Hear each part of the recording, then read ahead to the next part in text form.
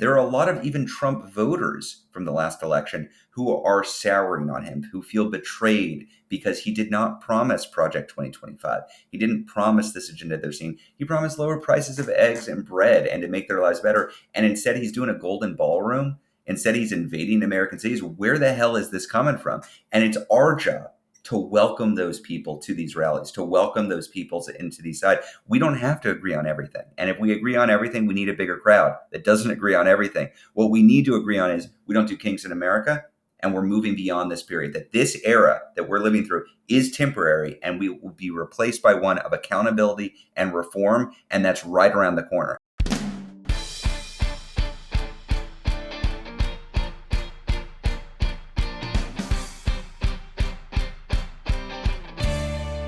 Hello, and welcome to the Politics Girl podcast. I'm your host, Lee McGowan. Let's get into it. Well, last weekend was the second No Kings rally, and it was a complete success. To break down how it went, what comes next, and why we need to keep getting out there in the streets even when our president wants to literally shit on us, I am joined by the organizer of the event, Ezra Levin, the co-founder and executive director of Indivisible. Ezra started Indivisible with his wife, Leah Greenberg, with the vision of a real democracy of, by, and for the people. It was founded in response to Trump's first election, knowing that he was a symptom of a sick democracy and not the cause. Since then, it has become an incredible grassroots movement of thousands of local groups across the nation with the mission to elect progressive leaders, rebuild democracy, and defeat the Trump agenda. So without further ado, please welcome my guest, one of GQ's 50 most powerful people in Trump's Washington, number 2 on Politico's list of top thinkers, doers, and visionaries, and the co-founder and executive director of Indivisible, Ezra Levin. Welcome back, Ezra. Hey, Lee, great to see you. Oh my gosh. Thank you for coming. What a weekend we just had. As one of the main visionaries of the No Kings rallies, give me your thoughts on how you're feeling right now and how you think it all went. I am exhilarated. I am exhausted. I am elated. What are other E words? It was incredible, Lee. It was incredible. I mean, some context. So the largest protest in the first Trump term was Families Belong Together. Incredible, powerful, meaningful events. 750 events all over the country. It was great. And also, we roughly doubled that with Hands Off in April. We then almost doubled Hands Off with No Kings 2 in June. That was 2,100 events and 5 million people. And then on Saturday, we had 7 million people out at more than 2,700 events. It is, without any caveats, the largest peaceful protest in American history. I feel great. I think that is so awesome. I mean, listen, I went to the official Hollywood event that started at noon in LA. And then my husband and I moved downtown to the event that started there at 2. And there were so many other events happening in the city that weren't even part of the official count. So I wouldn't be surprised as you guys go along that those numbers keep going up. You know, like it really feels amazing because I know that if you look at this is the largest coordinated protest of the Trump era. You spoke at that event, which was kind of the key event in Washington with Senator Bernie Sanders, Senator Chris Murphy, so many civilian rights groups. Can you tell me about what it felt like there in D.C.? I mean, overwhelming in the best of ways. So we had 200,000 people out in D.C., which was double what we saw for Hands Off back when we had a D.C. rally. The vibes were immaculate, Lee, is what I'd say. This was anything but what Mike Johnson was describing as. You know, he spent the 10 days leading up to this talking about, oh, they're violent, communist, blood in the streets. Oh my gosh, it's going to be messy and gnarly. And it was joyful, right? It was joyful. There were people who were just so pleased to be in community with each other and celebrating our First Amendment rights and doing it in hilarious ways in inflated costumes and funny signs and wiener dogs and children and grandparents. And like, it was this sense, gosh, it feels schmaltzy just talking about it. It's a sense of hope that, wait a minute, this image of America that the regime is painting of this division and this hatred and this darkness, where was that? I didn't see it on Saturday. What I saw were Americans in rural areas and suburban areas and city centers all under one big banner, proudly coming out together. So it lifted my spirits, and I think it lifted the spirits of a lot of people out there and gave us a vision for what's to come, which is this is not the Trump era. This is the No Kings era. He's just living in it. I love that. I love that. And that's the thing. I mean, like, people kept saying to me, well, like, what's the point of protesting if the government doesn't listen? I mean, in the past, like, if you protested, it was your government would listen to you and maybe change would be made. Yeah. But when you know that your government is absolutely not listening to you, and on top of that, they're going to lie about why you're there, they're going to lie about Yeah. who you are, they're going to try and, like you said, Mike Johnson and crew, by the way, all of them Yeah. Yeah. spent Yeah. 10 full days with a coordinated effort to say we Yeah. were Marxist, terrorist, leftist, Antifa murderers who were going to be Yep. out there. And then, like you said, we're seeing a bunch of twerking, unicorns and frogs, Yeah. and then like children. And it was such an amazing contrast to what we had been Yep. painted as. And I think it's also very important for how the world looks at us, because I'm sure the world Yep. looks at us right now like they've gone insane. They're everything we said they were going to Yeah. be. They're everything that we've always said. America is the infidel. America is greedy. America is gross. America is loud. And then you see all these people enjoy, you go, okay, well, maybe not all of America. And when Yeah. there's that many people coming out, it's really quite amazing. I'm thinking of that standout visual of the human formed No King's Banner in San Francisco on the beach. It was Yeah. just so many people coming together, not just to protest, not just to rally, not just to be in community, but to build something with their bodies that said, like, this is what we're doing. It was the opposite of the terrorism, hate America rally that we were told it was going to be. And in fact, I thought it was very interesting because there was like major cope in real time as it was happening. And I'm sure you saw Yes. that too. Like, Yes. they went from you guys are terrorist and you're pro Hamas to like, well, this is just a bunch of old white people. Like, who really Yeah. cares about these people? And I thought, that's a hell of a cope, trying to switch the narrative halfway through. The main argument they had was that we were going to be violent. And Right. we did everything that we could and have done everything we could over the course of the last 11 months of building up an insistent but non-violent resistance force to this regime.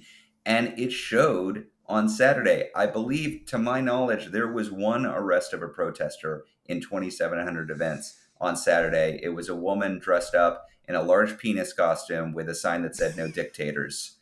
That was it. That I was know, but Ezra, can we it. talk about that? Because like six police officers took her down. They like jumped her. So then it was a bunch of cops like attacking that was a yeah. giant dick. It was really the funniest thing. Like even if she got arrested and she's like, oh, this is a total drag, like those images will last forever. And I just feel like that is kind of sort of the important point here. Like, Americans still have a sense of humor. We still Yeah. have joy. We still have hope. Like, we're not as bad as ISIS, right? And we're either as bad as ISIS or we're near death senior citizens, right? And like, Yeah. then I thought, well, what's your problem with old people anyway? Like, these Yeah. are the people that originally, marched for civil rights, for women's rights. They're back out here in the streets again because you blew it again. And you Yeah. should be supporting those people. And yet they're mocking them for being out there with their walkers. I think the cope is real, as you pointed out. Yeah. And if you're scanning right-wing circles now, which unfortunately I've done some of, what you see them circling around is a line of attack against this, which is it never happened.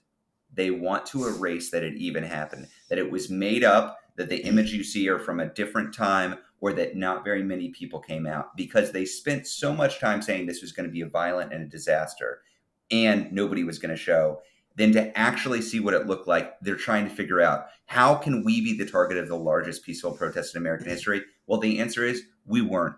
It never occurred. What you saw was imaginary or made up, which means we have to do a really good job celebrating this win. That's not just to make ourselves feel good.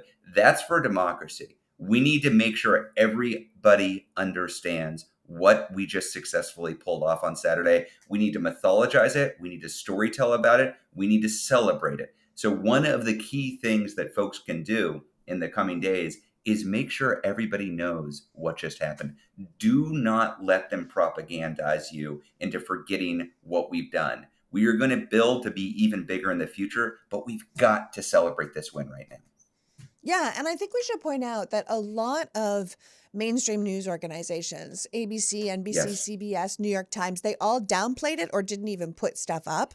It was really shocking how we could spend 2 weeks talking about, the violent death of a podcaster it took over the news for 2 full weeks. And then you have this event and it's like, oh, right under the radar. No one's going to talk about it because, like you said, this is the only way that they can kind of handle what happened, because it wasn't just in blue cities. It was in Yeah, deep red areas. It was in that's right. Birmingham, Alabama, and like Billings, Montana.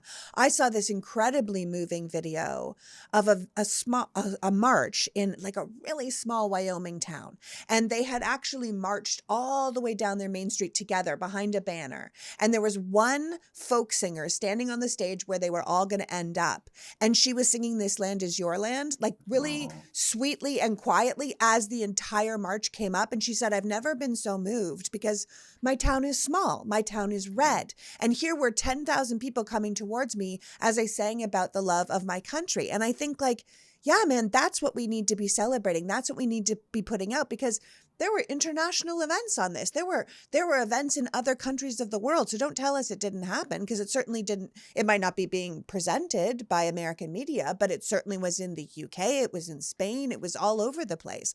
And I think it's really, really important. And I should point out that in the UK, they just tweaked it to say no tyrants, yeah. because they quite like their royalty over there. But they were like, we know what the Americans are saying and let's help them out. Yeah, we see that in other places with actual monarchies who wanted to participate against tyrants. I love the local leadership here and the local branding. I think that they are going to try to act like this didn't happen, but they're not going to succeed. It was too meaningful to too many people, and it is part of a trend. 3 million, 5 million, 7 million, it will be bigger next. And I think they are scrambling. They're between a rock and a hard place. Their approval ratings are in the toilet. This shutdown they have no way out of. The American people don't support what they are doing to the country. They don't like that their insurance premiums are going to go up. They don't like their cities are being invaded and occupied. They don't like the secret police force that they are currently recruiting for through Spotify ads and Hulu ads. They don't like what is happening now. And so Republicans are trying to figure out how they message about it. And the best thing, the brilliant minds in the Republican messaging strategy space have figured it out. Put your fingers in your ears, close your eyes, and just say la, la, la, la, la, and hope that everybody forgets about it. We're not going to let them do it. We're not going to let them do it because there are more of us than there are of them. We're going to win. While I know that coffee is a go-to for most people, me included, for some it can cause crazy jitters or a massive crash, which is why I'm pleased to tell you about Mudwater. Mudwater is different than coffee. It's a mix of cacao, chai, turmeric, and adaptogenic mushrooms to help you feel focused and balanced, not wired. It's smooth and steady, and honestly, according to my husband, gives you tons of energy. Plus, it's ridiculously easy to make. It takes about 2 minutes with hot water or milk, and you're ready to get back to your day. Each ingredient in Mudwater serves a purpose. Their OG blend contains cacao and chai for a hint of caffeine and a hot chocolate flavor, lion's mane for focus, quadriceps to promote natural energy, and chaga and reishi to support healthy immune systems. Maybe you want to try a starter kit. They have a matcha starter kit, a turmeric starter kit, a rest starter kit, which will help you unwind and sleep better at the end of your day. Ready to make the switch to cleaner energy? Head to mudwater.com and grab your starter kit today. Right now, our listeners get an exclusive deal up to 43% off your entire order, plus free shipping and a free rechargeable frother when you use the code PoliticsGirl. That's right, up to 43% off with the code PoliticsGirl at mudwtr.com. And after you purchase, they're going to ask you how you found them. Please support the show and let them know that we sent you. Keep your energy natural and refreshing all year long with Mudwater, because life is too short for anything less than clean, delicious energy. Today's episode is brought to you by OneSkin. OneSkin is known for their cult favorites like OS1 Body, OS1 Face, and OS1 Eye because they all use the OS1 peptide, the first ingredient proven to target sentient cells, the root cause of wrinkles and crepiness and the loss of elasticity. With their science-first approach, OS1 delivers hydration, barrier support, and longevity benefits with their results validated in 5 separate clinical studies. Certified for sensitive skin, OneSkin moisturizers are free from over 1,500 harsh or irritating ingredients. They are dermatologist tested and have been awarded the National Eczema Association Seal of Acceptance. There's a reason that editors have named OneSkin a brand to watch in magazines from Fast Company to Town & Country and on shows like The Today Show. Founded by an all-woman team of longevity scientists with backgrounds in stem cell biology, skin regeneration, and tissue engineering, it's no wonder customers rave about how their skin is smoother, firmer, healthier looking, and the products have over 10,000 five-star reviews. OneSkin is the world's first skin longevity company, targeting cellular aging to keep your skin and scalp looking and acting younger for longer. For a limited time, you can try OneSkin with 15% off by using the code PoliticsGirl at oneskin.co. That's 15% off at oneskin.co with the code PoliticsGirl. And after you purchase, if they ask where you heard about them, please support the show and tell them that we sent you. Try OneSkin today. Future you will thank you. We're not going to let them do it. We're not going to let them do it because there are more of us than there are of them. We're going to win. Yeah, nothing to see here. Like, it's a bit ridiculous that they went from violent terrorist meetings to it never even happened. I saw someone looking at the pictures of all of the people that came out in Boston, which is really quite a shot because they were in the Commons. And someone said, this is an old picture from 2017 from the Boston Marathon. And like, just so many people from Massachusetts and Boston got on the internet and they were like, no, it's not. No one gathers in the Commons after the marathon. We all go to drink in bars. Like, this is today. I was there, and I find it really fascinating. And I was listening to one man talk about how something his son noticed when they were out at a rally in Chicago. And his son was looking around because there were some Trump supporters yelling at them. There were these counter protesters. And he said, I don't understand. Like, our signs say why we're here, right? Like, our signs say protect our neighbors or anti-ICE or pro-democracy or pro-trans or whatever somebody was marching for that day, whatever someone was there with their like main idea. And he said, these hecklers are just screaming Trump, Trump, Trump, Trump. And the son was like, they're not really for anything, right? Like, they're not saying, oh, pro tariffs or, let's kill the farms or build that ballroom, right? Like, they're not there for that. They are only there for the cult of the leader. And everything they stand for is just him. And I think that's a contrast we also have to make. Absolutely. And this is also a regime leader who has not been more unpopular than he is now. He is a lame duck, unpopular president on leading a deeply unpopular agenda that the American public is rejecting. So I don't think we're going to win over all MAGAs to our side. I don't think that's in the cards. There's going to be a relatively small but meaningful contingent of the public that will never distance themselves from Donald Trump.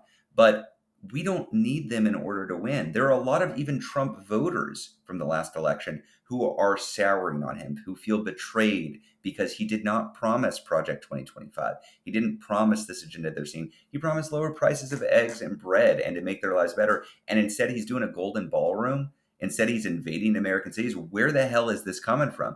And it's our job to welcome those people to these rallies, to welcome those people into these sides. We don't have to agree on everything. And if we agree on everything, we need a bigger crowd that doesn't agree on everything. What we need to agree on is we don't do kings in America, and we're moving beyond this period, that this era that we're living through is temporary, and we will be replaced by one of accountability and reform, and that's right around the corner. And that's not even a message to Donald Trump. That's not a message to Mike Johnson. That's not a message to the MAGAs. That's a message to everybody outside this regime trying to understand where is this country going and which side of history should I be on. We get to send that message, and we send it in the clearest, biggest, loudest, most boisterous possible way on Saturday.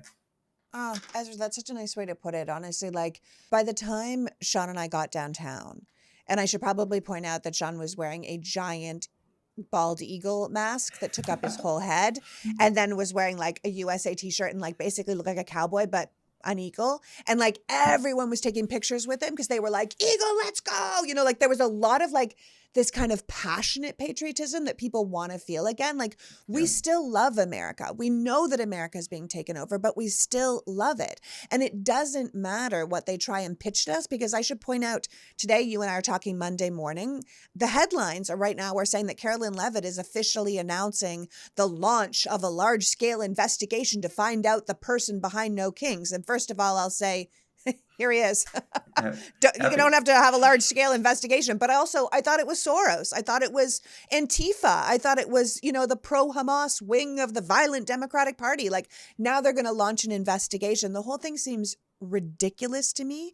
And I think that we need to play into that ridiculousness because I yes. think people are very, very unimpressed with not only how he's running the country, but the choices he's making. Because it's not just the ballroom. There is now this ridiculously gigantic arch that's bigger than the Lincoln Memorial that he wants to build Yeah. to himself. That has Yeah. never been done. So saying we did a no kings rally and then having this man, maybe he's like, well, actually, I want to be an emperor because this is what Napoleon built for himself. Like we can't ignore that. And neither can Republican voters and neither can some MAGA voters who are Yeah. losing their farms or who are losing their health care or who are losing their rights in this country. And we have to keep reminding them that there is a place on the opposite side. And it doesn't Yeah. mean we have to agree on every issue. It means that we have to agree that this is not America and we are not for what's happening.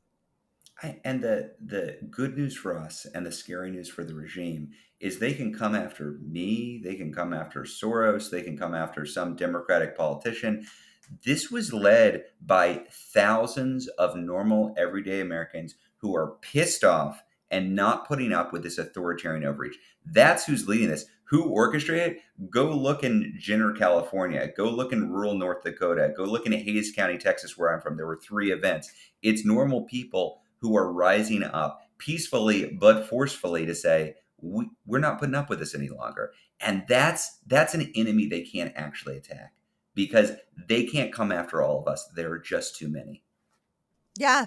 I mean, one thing that somebody pointed out, and I'll read it from Heather Cox Richardson later because I thought she made a really clear point, but I should point out as you're saying this, that Indivisible doesn't work alone. You know what I mean? The No Kings Yeah. idea comes from your organization, but there's a whole coalition, a network Oh, of, I mean, what is absolutely. it? At least 200 progressive organizations, It's but nearly working in sync. 300. Nearly 300 organizations. The Okay. unions like AFT, other grassroots groups like 5051 and Move On, good government groups, Public Citizen, Right. ACLU.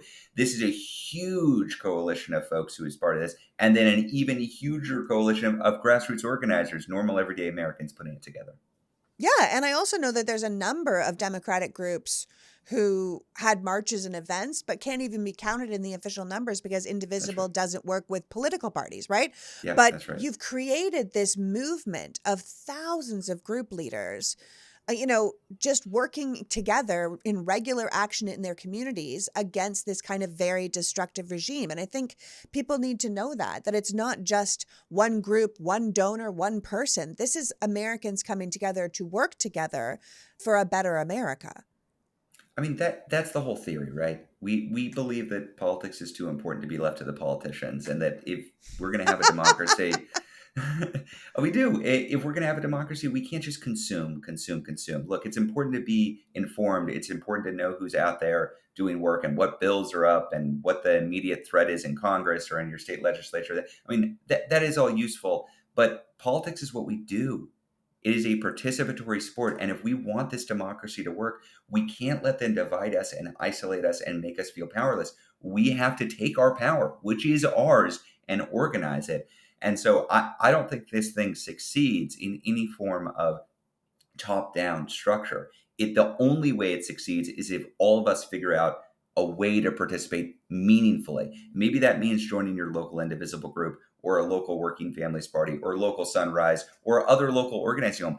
I actually look, I'm with Indivisible, so I like Indivisible, but I don't particularly care. I want you organizing wherever you feel that you are home, and I have a faith that good things will flow from that. We are going to have a better democracy if you get engaged. But that means at some point, turning off the TV, closing the computer, and meeting face to face with fellow Americans in your community to figure out what the hell we do. Which is one of the beauties of these rallies, because Yeah. you're out in the street with tons of other Americans that aren't like you, people taking photos together, people cheering together, people singing together. And that wouldn't necessarily Yeah. be the people that you would hang out with on a daily basis. Yes. And I think it's a great reminder of the country as a whole and who we are Yeah. and what we actually look like. I think it's fascinating. I'm going to read you what I think Heather Cox Richardson put so brilliantly, because she wrote it this morning and I was like, oh, I have to read this to Ezra. And she said, there are people saying, what's the point? The Yeah. government doesn't care what they're going to do and they're going to lie about it anyway. So she comes in and she says, in her most recent letters to an American, which I think people should go and read and subscribe to, she said, how much difference will the No King's Day protests, even as big as they were, make in the face of the administration's attempt to get rid of our democratic political system and replace it with authoritarianism? What good is an inflatable frog against federal agents? Scholars of social movements note that large, fun marches full of art and music expand connections and make people more willing to take risks against growing state power. They build larger communities by creating new images that bring together recognizable images from the past, but in new ways, helping more people see themselves in such an opposition. The community and good feelings those gatherings develop help carry opposition through hard moments. And then she notes that yesterday, on Saturday, every single rally, including the ones in small towns, were bigger than the surrounding police force available. That kind of image is very important, because if you are demonstrating social coherence against a fascist government, and it's makeshift Gestapo, it is those numbers that are important to remember. That concept of there are more of us than them. And if Yeah. we really truly want a peaceful, law-abiding democracy, we're actually on the side of the scale that should be much more weighted. I couldn't say it better than Heather, obviously, because she's brilliant and ridiculously knowledgeable about American history and social movements. I would say I have noted that some of the conversation in the left, in the democratic ecosystem, and I think some people play up protests too much and some people underplay protests too much. A protest is a tactic. A tactic ought to be one of many tactics that fit into an overarching strategy, and that strategy ought to help you achieve your goal. I think this was a brilliantly successful tactic. And if that's all we do, we will fail. We have to build from this in the way that Heather is talking. That how do you build the kind of communities that aren't just providing support to each other, but are looking for opportunities to take action beyond this? And so I think it begs the question, where do we go next from this? What is next for No Kings? It's yes, there will be a No Kings 3. Yes, we will march in big numbers again. But how are we confronting the regime? How are we pushing leaders who might otherwise capitulate in the near term? Disney is really instructive. I think that was an example of how a mass movement, in response to Kimmel being fired, in response to the regime putting pressure on an institution, came together, immediately provided countervailing pressure, and suddenly we won.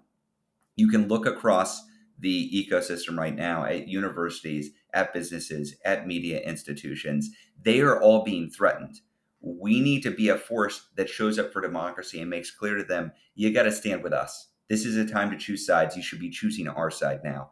But we got to do that in a rapid response way. I think successful movements don't just get bigger. We are getting bigger. They don't just get more unified. We are getting more unified. They don't just reduce the popularity of the regime. It is less popular than it was before. They also diversify their tactics. They mature and they grow and they experiment. We got to do that. We got to move forward beyond No Kings 2.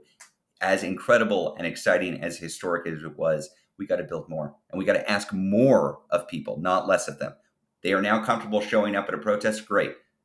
What are you comfortable boycotting? What kind of community group are you comfortable getting together? Are you going to show up in mass the next time a specific institution gets pushed by the regime and they need to find their courage? We've got to do that. And I think what we show is we've got the numbers. We just got to organize it now.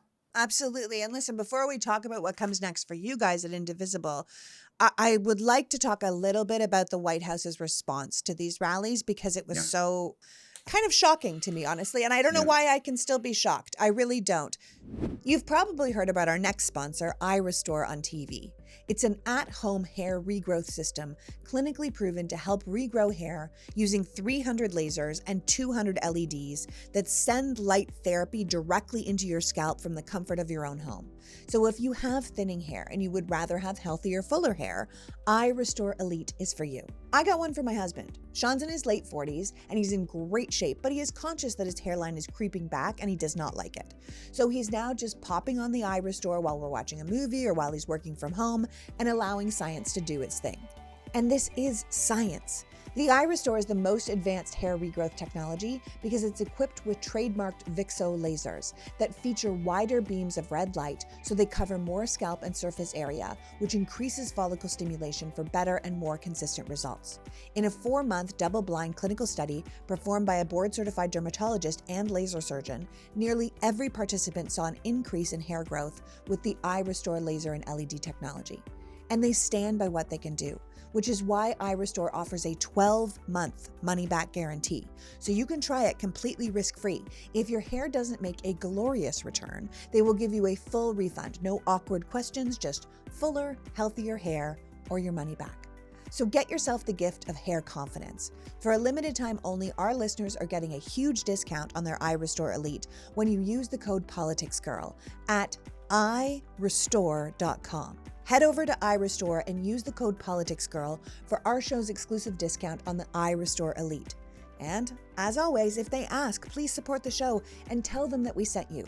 I'm telling you that I understand that hair loss is incredibly frustrating, but now there is something you can do with iRestore. The Politics Girl podcast is now sponsored by Parallel. Parallel are doctor-made vitamins for women at every stage of their lives. Instead of just having women continue to take this one-size-fits-all vitamin, Parallel is reinventing vitamins from the ground up. The first OBGYN-founded vitamin company, Parallel is defining a new era of women's health, one where supplements understand your hormones and your stage of life. Parallel creates targeted nutrition for every phase: menstrual health, fertility, pregnancy, postpartum, perimenopausal. It's products made by people who understand the people they're making it for. A vitamin company for women founded by actual doctors who specialize in women's health. So go to their website and check out if Parallel is right for you. There's a reason Glossy called it the wellness brand of the year. Because why shouldn't your supplements change as your life changes? Why shouldn't you have targeted support for every stage you find yourself in? Made with bioavailable ingredients your body can actually absorb, all powders are safe for pregnancy and breastfeeding, but designed for all stages of life. They even have daily powders that include protein, electrolytes, and help with sleep support. Exclusive to our listeners right now, new customers can enjoy 20% off their first order with the code PoliticsGirl when they visit parallelhealth.com. That's PERELEL health.com. Code PoliticsGirl. I would like to talk a little bit about the White House's response to these rallies because it was so kind of shocking to me, honestly. And I don't know why I can still be shocked. I really don't. I was speaking earlier about the right-wing cope with the, well, everyone is old and decrepit anyway, so why do we have to care? That attempted a narrative change. But JD Vance posted an AI video of Trump being crowned the king, juxtaposed with the Democrats kneeling during the BLM protests, as if they were all bowing to King Trump. And then Trump himself posted this AI-generated video on True Social, which showed him in a crown, flying a jet labeled King Trump, literally dumping a payload of shit on all of the protesters. And the whole thing was obviously disgusting, but beyond unpresidential, so disrespectful to the First Amendment, to the American people. And I found that both videos, both responses from the president and the vice president were not only humiliating for the country, but that this is our leaders and this is how they behave. But it was just so indicative of what this type of leadership is really offering us, which is kind of this weird bro looking out for ourselves like they are perpetual trolls rather than leaders. I agree with everything you've just said. And I think Donald Trump, JD Vance, this regime has showed us who they are repeatedly. My two responses to this were less absolute shock that look at them do the most disgusting thing they possibly could do, and more, one, this seemed like a real life version of that meme. And another thing, don't say I was mad. I wasn't mad. Don't put in the paper I was mad. They so clearly were upset at seeing a historic peaceful protest that all they could do was lash out with these ridiculous videos. But then the second thing is just how much of a failure establishment media has been covering this Yes. regime and Yes. covering how they operate in the world. Because I'm glad that we're talking about these videos, and I think we should note exactly how disgusting and unpresidential and embarrassing they are at a global scale. But where's the New York Times talking about this? How many think pieces were written when Hillary Clinton said deplorables about the MACA? And that was a word she said, a defensible, accurate word that she said. And Donald Trump can tweet a video of himself as king attacking peaceful protesters and dumping shit on them, and the New York Times doesn't cover it. What world are we living in? Why is that acceptable?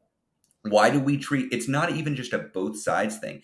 He gets a pass. The regime gets a pass. And it just demonstrates to me how important it is for us to support, give our eyeballs, give our subscriptions, give our money to alternate sources of media in this country, because the establishment media is not going to cover in the full breadth and depth what is actually happening. Yeah, it's quite shocking, honestly. Like, I really couldn't believe that no one was talking about it. And like you said, Trump gets a pass, but it's also like we've come to this point where it doesn't matter what he does because people say, oh, it's just Trump being Trump. You're like, he's the president of the United States. Like, we had a month-long heart attack when Barack Obama wore a tan suit. You know what I mean? Like, this is insane that we have come to a level now that everything he does is excused because it's him. And I think we have to be really clear that it's not just these silly memes. It's not just him being a disgusting pig saying things like grab women by the pussy, which we also just zoomed by. It Yeah. is things like JD Vance and Pete Hegseth doing a counter event on the same day as No Kings, this high Yeah. profile military demonstration at Camp Pendleton, ostensibly for the Marine Corps' 250th anniversary, but I mean, it was really a counter protest, really. And California had to close the I-5. And if you don't live in California, that is a huge 8 to 10 sometimes lane freeway for the safety of the people because they were going to fire live rounds over the freeway. And to be clear, it was Governor Newsom who closed the freeway for the safety of the American people. And one of those rounds detonated too soon and ended up damaging one of the VP's own security cars. And I was like, unbelievable, because the only thing I heard from that event was this big show of JD and Hegseth pointing out that they're going to give the military their outstanding paychecks because the Democrats closed the government, which we all know isn't true. They're using our military for propaganda. They're Yep. using their lies about the shutdown for propaganda. But they also then said that they were going to give them their paychecks because otherwise every bar in San Diego was going to go bankrupt. And I was like, did they just call our entire military a bunch of drunks? Like, everything is disrespectful. Everything Yeah. is a joke. Everything is this weird bro culture where we don't take ourselves seriously anymore. And I think one of the beauties of the No Kings rally was that here are people not taking themselves too seriously in their inflatable costumes, but who take America and what it's supposed to stand for seriously. Do you Yeah. see the juxtaposition of that? Well, absolutely. Look, the regime can afford to be feared. It wants to be feared. It wants It needs conflict. to be feared. Yeah, It it needs to needs be to be feared. feared. It does not want to be ridiculed.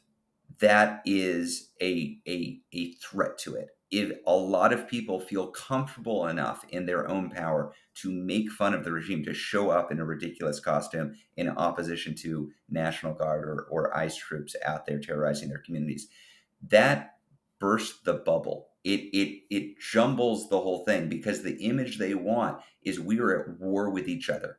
That's what they want us to believe. That Portland is exploding in violence, that Chicago cannot be saved unless MAGA comes in with troops from Texas to save it. And it's going to be a bloody battle, a confrontation. So to show up taking seriously our First Amendment rights and doing it in a way that doesn't give them what they want, I think is strategically brilliant.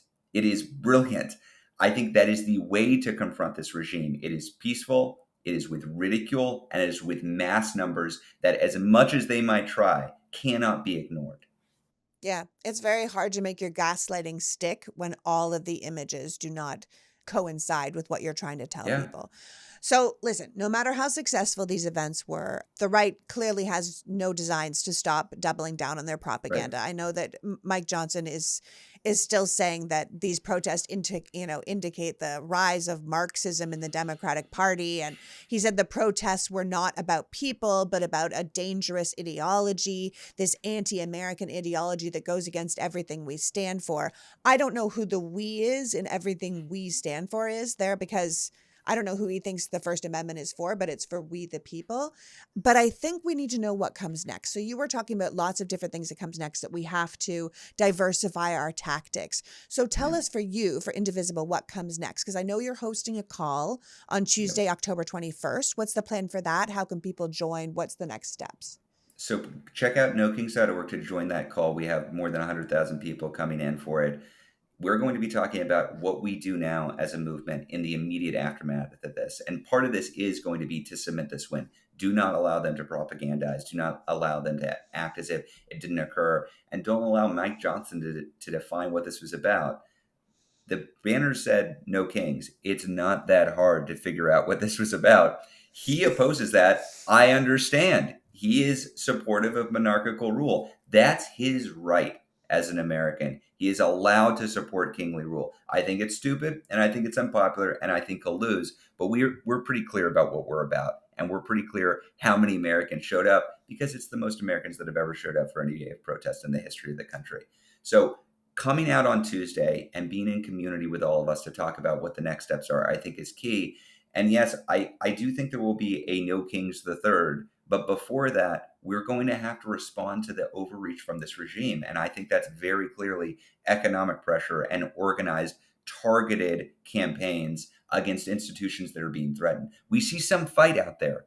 Lee. We see Yeah. some fight. We see universities starting to push back. We see even Disney responding to the pressure that we bring. We see individual businesses at the local level deciding not to support ICE and to support immigrants very, very clearly and publicly. These are steps in the right direction. When we build a mass movement, this doesn't just change overnight. This is a campaign where first we have 3 million, then we have 5 million, then we have 7 million. First we have Harvard University, then we have Princeton, then we have University of Texas, then we have others. First we have ABC News. We're going to get more, but we've got to do that work. And I think effective people powered movements do not just do the same thing again and again. That kind of tactical freeze, that kind of strategic thinking doesn't lead us to where we need to go. So we've got to grow and mature and try new things together. And that's going to happen in between the mass mobilizations that are in our future. We have to do the thing that the country stopped doing in 73, which is evolve. We must Mm. change. We must grow. We must do more things. I think it's essential because, you can't just stay doing one thing. And like we've said, a protest on itself, it becomes just a march if you're not Yeah. asking for change, if you're not doing something. So I really just so appreciate you being here today, Ezra. And I so appreciate the work you do and not allowing us to be gaslit. And I so appreciate everyone. I want to tell people, and I'm sure you agree with me on this, everyone that came out on the weekend, everyone that supported it in their own way. If they couldn't come out, who drove their car around and honked, or who spoke to their friends, or who highlighted what we were doing on social media. And like you're saying, we must just continue to do it as they try to mass gaslight us into saying it didn't happen. We have to keep doing that together as a team because, yes, it will grow, but also we need to show these academic institutions and these law firms and these media companies that there are more of us than them, and they should be more afraid of us than they are of this regime, because ultimately if they believe in their capitalism, or they believe in their admissions, or they believe in their clients, they're going to have to pick one or the other. And we want to say there's more of us here. Choose us. Choose America. That's right. And just to be clear, there's more of us and we're all leading it. I am not the leader of this movement. There are thousands upon thousands of people who put together these protests on Saturday. And then there are millions upon millions of people, many of whom never went to a protest before in their life, who decided this was the moment. That's success, y'all. That's the dream, that we are all figuring a way to participate ourselves. So by creating welcoming communities for people to be part of, and not just to donate or not just to sign a box, but actually to do the work of defending democracy, that's how we win. And that is exactly what we're building. So I do hope people come out on Tuesday to figure out how they can get plugged into the next steps. And they do that by going to nokings.org, and it'll give them all the information. That's right, nokings.org. How else can they follow your work, Ezra, in the future to support what No Kings is doing and to support what Indivisible is doing? Go to indivisible.org. You can sign up for our list. And more importantly, you can find your local Indivisible group. There are 2,400 of them all around the country. There's probably one near you. If there's not, start an Indivisible group. Get a couple of friends together. Be that local organized community. You can do it. That's how all of the Indivisible groups have been formed. This is a big way of how we've put on the largest protest in American history with massive coalition partners. These are normal, everyday Americans who are deciding to show up. It's not somebody writing in on a knight in shining armor to save us. That's not how this works. We're saving us, all of us together, and you're welcome to be part of it. So yeah, check out indivisible.org. Find me on Blue Sky. Hit me up. We're always organizing together. We're always having a conversation together. Nobody has all the answers, but collectively, we've got the solution. Oh, Ezra, thank you so much for joining us today. I mean, last time you were here talking to me, you reminded us that people who seek to destroy democracy want to do it in the dark. They want us to feel alone. And so it's so essential that we gather together and we keep shining a light on these people and their behavior, because this is a way to not only show our unity in opposing this regime, but to prove to ourselves that we have friends everywhere, fellow countrymen who really want the same things we do, which is freedom and fairness and justice and stability, and of course, democracy. And I think at the very end, I will add to that accountability, because that's what I want to see as well. Lee, thanks for being such a bright light in the darkness. Love you guys. Keep up the great work. So that was Ezra Levin reminding us that politics is too important to be left to the politicians. That politics is what we do. That we have to take back our power. That the No Kings rallies on the weekend were incredibly successful, but if that's all we do, it won't be enough. We have to keep growing and diversifying our tactics to respond to the constant unchecked overreach of this regime. That it is not just about one day of protests. A protest is a tactic, but it's only one of many. And if you are interested in next steps, I encourage you to join the No Kings call today, Tuesday, October 21st at nokings.org. Or if you're listening to this later, go to indivisible.org to listen to what they said or get direction to find or start a group. For now, keep talking about the rallies, keep telling the stories, celebrate what we did, and do not let our country be gaslit in real time. We are here, we are unhappy with the direction our country is taking, and we aren't going to take it lying down.